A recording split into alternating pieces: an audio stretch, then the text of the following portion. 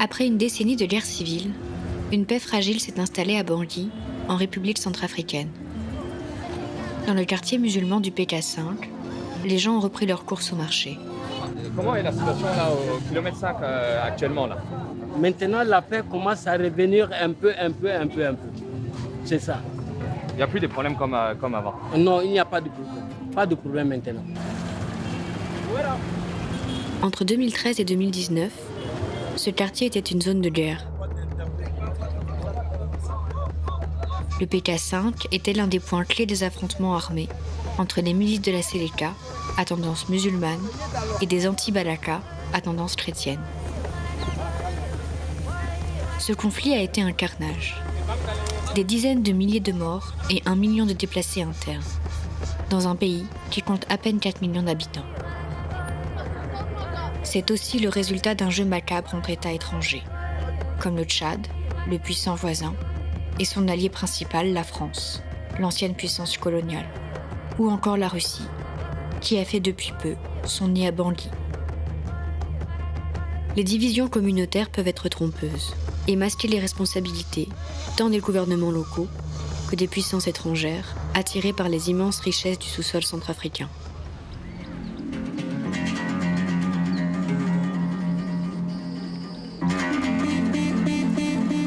C'était une église chrétienne.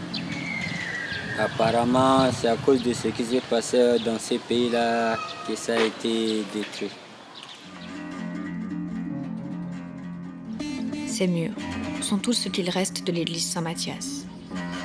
Bien qu'il s'agisse d'une église chrétienne, sous cette herbe sont enterrés des corps de musulmans. Pour la plupart, il s'agit de victimes des milices chrétiennes des anti-Balaka. Au plus fort de la guerre civile, l'église Saint-Mathias était protégée par les musulmans du quartier. Ces derniers y enterraient leurs morts, car le cimetière musulman était occupé par les milices chrétiennes. On a été obligé de remettre ici pour faire comme le cimetière, parce qu'il n'y avait pas un endroit pour faire l'enterrement. Une église chrétienne avec des tombes musulmanes. De quoi faire douter des clivages religieux. Un symbole dangereux pour certains. Et en effet, c'est un seigneur de la guerre locale qui l'a incendié en 2017.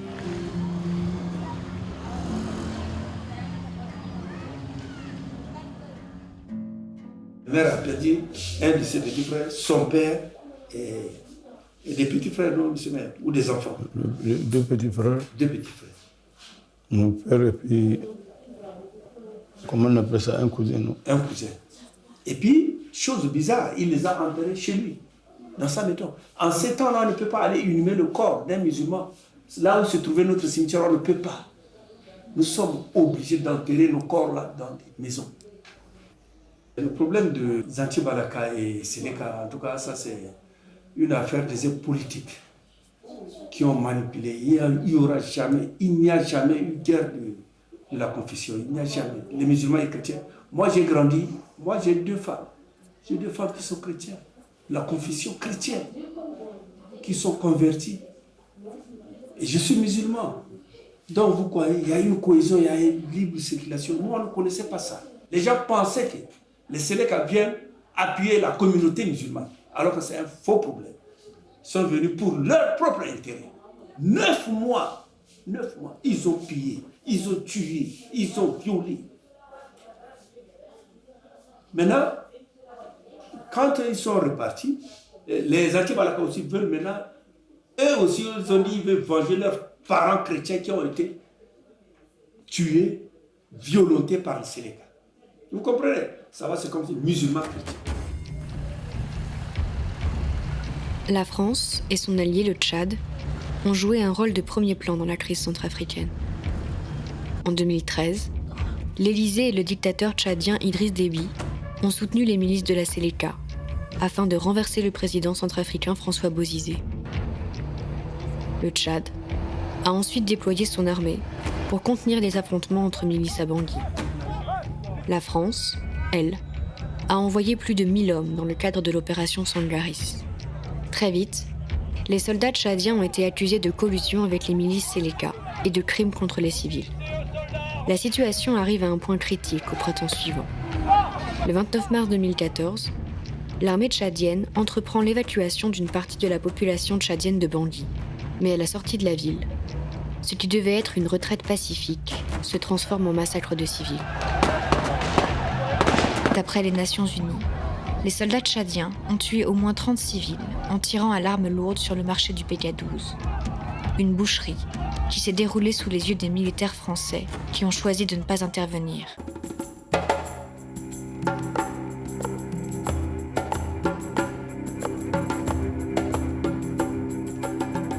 Les véhicules, le char des militaires était basé. Le char de Sangaré. Le Sangaré était basé. Ils avaient basé leur char, tout. Ils étaient là pour observer. Et les Tchadiens avaient pris l'axe Boali pour aller. Et quand ils sont arrivés au niveau du marché, ils ont commencé à faire les dégâts. Ça tirait ici. À tirer sur les gens. C'était un véritable carnage que l'armée tchadienne a fait au niveau de PK12. Et le mal est qu'ils sont venus encore tourner contre la population centrafricaine pour tirer des balles réelles sur la population centrafricaine. Ils tiraient des balles, même les paysans qui étaient devant leur maison, ils leur tiraient des balles dessus. Ils sont arrivés au marché, il y avait les femmes, les enfants, et ils ont tiré des balles. Il y a eu beaucoup de cadavres ici. Moi, j'ai reçu une balle. La balle, là, m'a traversé, c'est sorti ici. Oui. Cette force sangariste, c'était pour nous sauver. Leur arrivée au PK12, c'était un bouffée d'oxygène pour nous, pour la population. La population est sans armes, ils n'ont pas la force. Et une force étrangère comme les Tchadiens viennent avec des grosses armes, etc. Ils sont en train de tirer, en train de tuer les murs des gens tout le long. J'ai eu des coups dans la tête, un peu partout. On m'a pris avec le sang pour m'amener. À ce jour, il n'y avait même pas de véhicule, il fallait trouver un taxi brousse pour me mettre dedans, pour m'amener à l'hôpital. Et en m'amenant, mais la force sangariste était là, basée sur le point bascule. Ils m'ont vu. Ils devaient réagir, mais ils n'ont pas réagi. C'est ça qui fait notre mécontentement. Bon, mais moi, je dirais que l'armée française est en connivence avec l'armée tchadienne. Simplement, ce mot que je dois annoncer, ils sont en connivence avec l'armée tchadienne.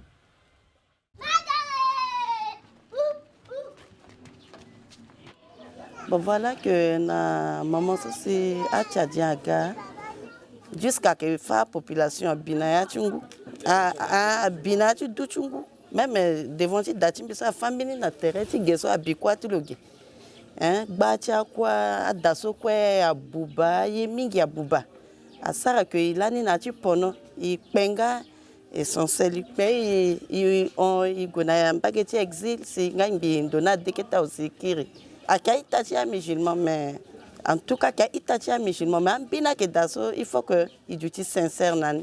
Il y a terrain à pour là, biki musulman na, des musulmans, mais là son biki na popotia chrétien.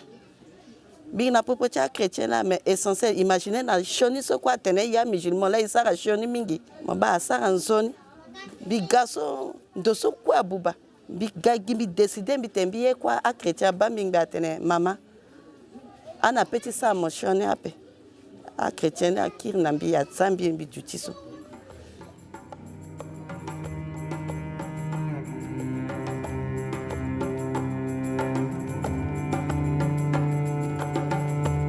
En 2016, la plupart des soldats français ont plié bagages et quitté la Centrafrique. Malgré leurs tentatives, ils n'ont pas réussi à arrêter les violences ni à désarmer les groupes rebelles. D'après un rapport de l'ONU révélé par le Guardian, les soldats de Sangaris auraient aussi commis des dizaines de viols sur la population civile de Bangui. Entre-temps, c'est l'ONU qui a repris la main. Depuis 2014, le contingent international de la MINUSCA veille au maintien de la paix dans le pays. Avec 11 000 soldats et 300 officiers, la MINUSCA est la 4e plus grande mission militaire des Nations Unies. Mais 7 ans après, son bilan est mitigé. Les Centrafricains déplorent l'inaction des casques bleus, qui n'ont pas réussi à mettre un terme au conflit qui émaille le pays, malgré la supériorité de leurs moyens. Il y a des critiques qui sont faites et aux critiques, nous répondons que peut-être il y a eu la perception que la MINUSCA n'a pas fait de son travail, mais si nous regardons, il y a eu, grâce à sa présence, de nombreuses opérations contre les rebelles, que ce soit à l'ouest, que ce soit au centre, et c'est parce qu'il y a parfois des difficultés que nous reconnaissons que le Conseil de sécurité a décidé de renforcer le dispositif. Mais la réponse n'est pas que militaire. La réponse, comme nous le disons, elle est à la fois militaire et politique dans le cadre de l'accord de paix.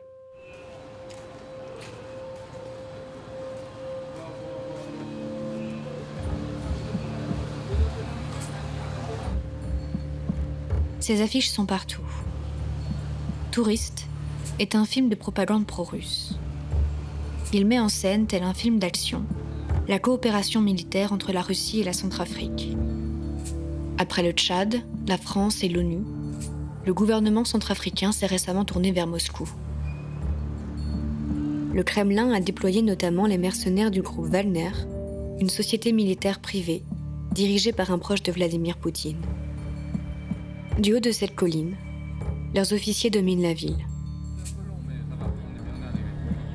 Officiellement, il ne s'agit que d'instructeurs.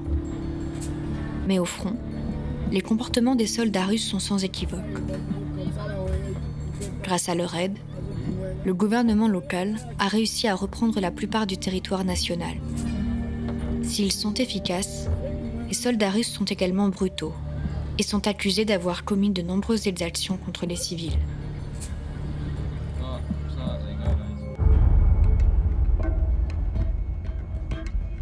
Bambari était jusqu'en février le fief d'Ali Darassa, chef sanguinaire du groupe rebelle Unité pour la paix en Centrafrique, UPC. Fin février 2021, la ville a été reconquise par les forces armées centrafricaines, les FACA, et les soldats du Kremlin. D'après un rapport des Nations Unies dévoilé par CNN, lors de la libération de la ville, les mercenaires russes, les FACA et les combattants rebelles se sont tous rendus coupables de crimes de guerre. Les Russes et les FACA, en particulier, sont accusés d'avoir exécuté une dizaine de civils, dont un enfant, ainsi que d'avoir blessé une trentaine d'habitants.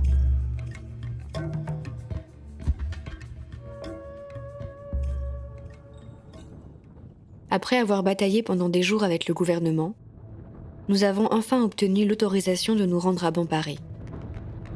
Pour y aller, il faut, encore aujourd'hui, une escorte militaire. Dans la brousse, les groupes armés sont toujours actifs. En 2018, 3 journalistes russes ont été assassinés sur cette même route, alors qu'ils enquêtaient sur les mercenaires du groupe Wagner.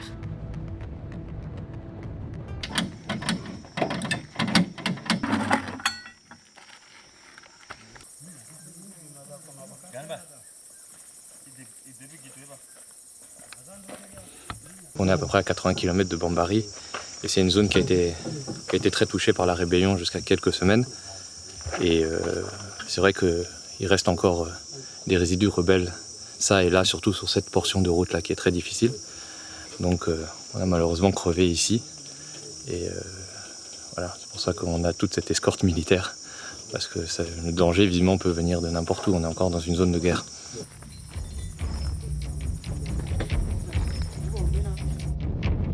Trois mois après la pacification de la ville, les violences continuent.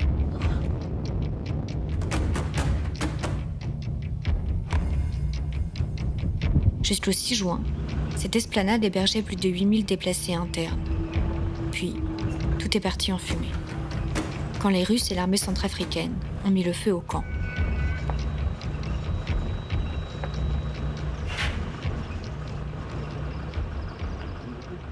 Nos équipes sur le terrain nous ont rapporté que le site a été littéralement saccagé, détruit, incendié, y compris même notre point Palu. Et les abris ont été incendiés et ça fait plus de 8000 personnes, 8300 personnes qui ont fui ce site pour se retrouver à la mosquée. Et donc aujourd'hui, la condition humanitaire, la situation humanitaire de ces milliers de personnes est préoccupante.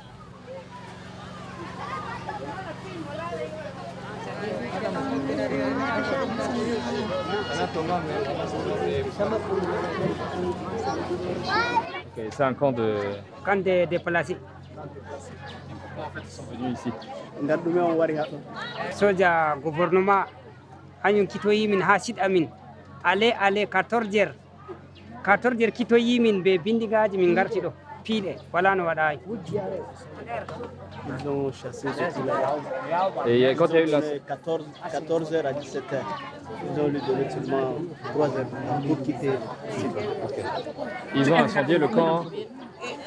Oui, le Wouli site maintenant. Wouli fou, complet. Mouské ma Diego. Et avec les Russes aussi? Oui, les Russes aussi. Voilà mo embar amma wodi mo bal perdi rawni fasngal be nangi himbe bobe mabboy himbe me don der kursi na wani korra hajata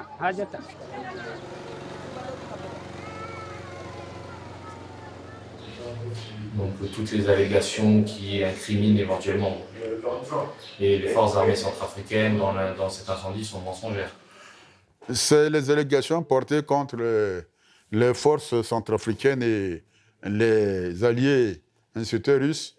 Moi, je vous dis, c'est des allégations très fausses. Il n'y a pas eu incendie de camp ou de site comme tel. C'est-à-dire, on parle d'incendie quand un feu a jailli et ça a tué des personnes. Des personnes étaient surpris tuées, non. Les gens étaient partis. Et les incendies, c'est pas la suite.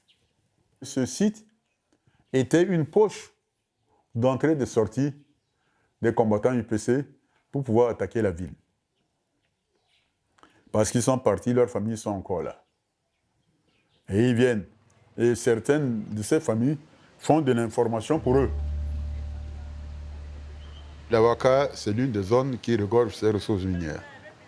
Vous pouvez trouver de l'or, vous pouvez trouver du diamant, vous pouvez trouver du pétrole. Un partenaire qui veut venir investir, pourquoi l'en empêcher? Les États, c'est les intérêts. Bon, si la Centrafrique trouve que la Russie, en venant exploiter ses ressources minières, va participer à son développement, mais pourquoi lui fermer la porte? Beaucoup d'articles de presse ont parlé de la présence de paramilitaires russes ici en Centrafrique, qui auraient commis des exactions. Que pensez-vous de la présence de ces paramilitaires-là? Ce n'est pas à nous de communiquer sur les alliés du gouvernement qui sont venus à la demande d'un gouvernement souverain. Mais il y a parfois des obstacles au travail, au mouvement de nos troupes sur le terrain. La semaine dernière, par exemple, une opération de déminage n'a pas pu se poursuivre, une opération menée par des casques bleus parce qu'il y a eu obstacle des FACA et leurs alliés. C'est des faits qui sont documentés et c'est pour ça qu'il y a eu cet appel du Conseil de sécurité pour qu'il y ait une coordination pour que les casques bleus puissent faire le travail qui est celui de protéger les populations.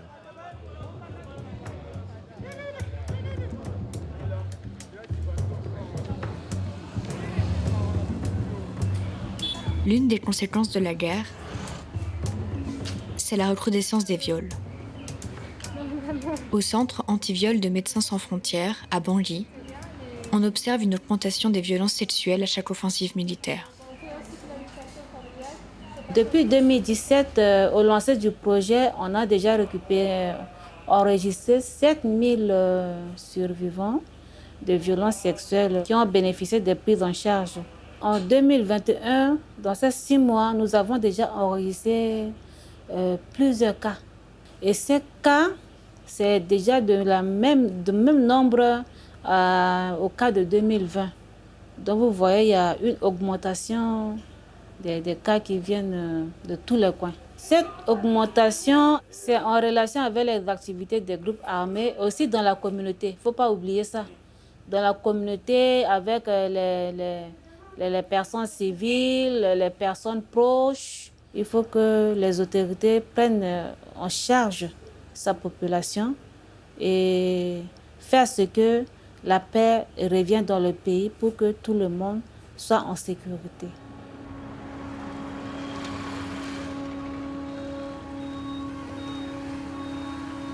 La prise en charge des victimes ne semble pas être une priorité pour le gouvernement. Pour amener la paix, les autorités n'ont pas hésité à offrir l'impunité à de notoires criminels de guerre tels qu'Abdoulaye Hissène. Cet ancien chef Séléka a fait fortune dans le trafic de pierres précieuses. Il est aujourd'hui sous sanction de l'ONU pour ses crimes, pillages, tueries, attaques contre des casques bleus. Pourtant, on peut le rencontrer tranquillement dans un hôtel de luxe de Bangui, où il loge depuis qu'il n'est plus recherché par les autorités centrafricaines. C'est vrai que le passé doit être laissé derrière, mais il y a eu quand même des événements tragiques qui ont ensanglanté la Centrafrique ces dernières années. Est-ce que vous pensez qu'on peut reconstruire un pays sans justice? Bon, la justice, c'est quoi? La justice, c'est la paix et la sécurité. S'il n'y a pas de sécurité, on ne peut pas aussi faire la justice. Un juge, c'est quoi? Un juge, c'est un civil. Un procureur, c'est quoi? C'est un civil. Vous pensez qu'un procureur, un juge va aller là où ça tire? Il ne peut pas y aller. Il faut que ça cesse d'abord avant de faire la politique. C'est ce que nous sommes en train de faire. Parce que vous étiez évadé de prison à un moment, non? Pas évadé, hein.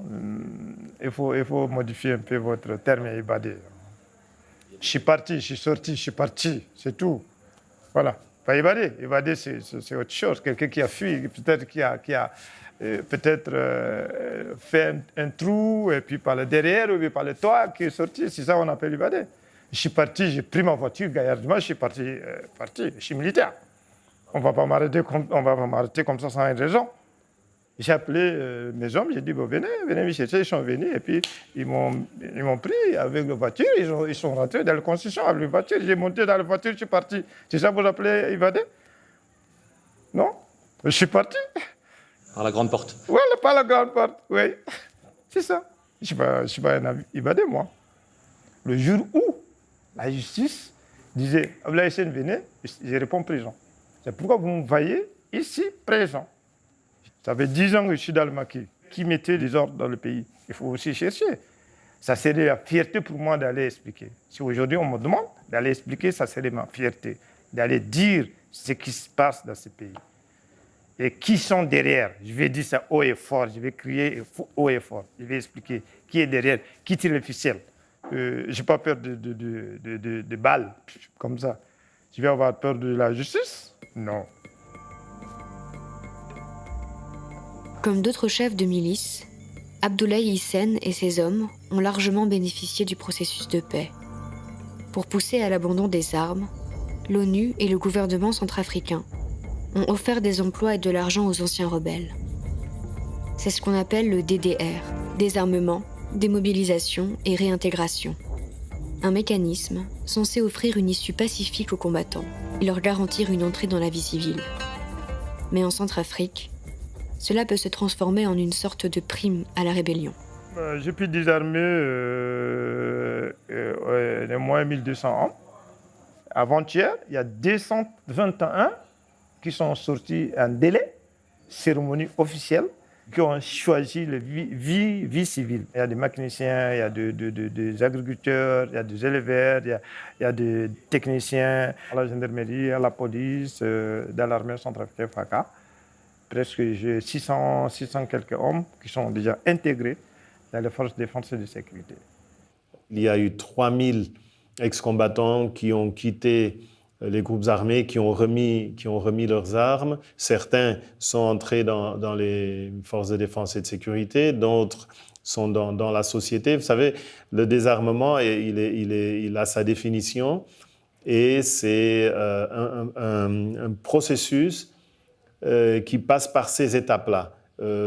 Ceux qui utilisent les armes pour survivre, on essaie de récupérer ces armes, mais aussi de leur donner un moyen d'entrer dans la vie normale et de devenir des citoyens normaux et vivre normalement avec les communautés qu'ils attaquaient. Cette question de lutte contre l'impunité, elle n'est pas mise à l'écart. La justice fait son travail, il y a une cour pénale spéciale ici qui a été mise en place pour enquêter sur tous les crimes répertoriés. Et donc, c'est un travail qui va se poursuivre. Et les responsables de crimes graves, ils ne seront pas primés par des postes. Ils leur rendront des comptes, mais ce n'est pas à moi de le dire, c'est à la justice de faire ce travail.